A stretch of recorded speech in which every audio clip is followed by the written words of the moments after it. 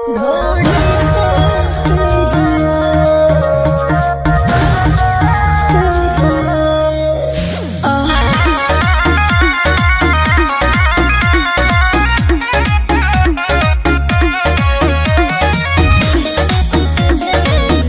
गजब का गाना रिलीज किया जा रहा है सारेगामा हम भोजपुरी चैनल से समर सिंह का, जो कि एक रीमेक सॉन्ग है आज की रात। जो स्त्री टू का गाना था, आपने जरूर सुना होगा। उस गाने का रीमेक सॉन्ग ला रहे हैं अपने देसी स्टार समर सिंह। उनका एक गाना है जिस गाने का नाम रखा गया है ढोड़ी से शुरुआत। इस गाने को समर सिंह और नेहा राज ने गाया है। बात करें इस गाने के राइटर, इसके राइटर जो है पंकज पवन है और बिट्टू शर्मा है।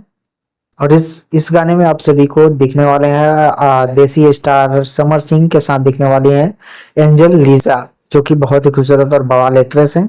और इस गाने को अब से बीच में 13 तारीख को रिलीज किया जा रहा है, 13 नवंबर को सुबह 7 बजे सारेगामा हम भोजपुरी चैनल से आज टीजर रिलीज किया गया है। तो इस टीजर को ढेर सारा प्यार दीजिएगा। तब तक के लिए इतना ही, मिलते हैं किसी और नए अपडेट साथ। तब तक के लिए बाय, जय हिंद, जय भोजपुरी।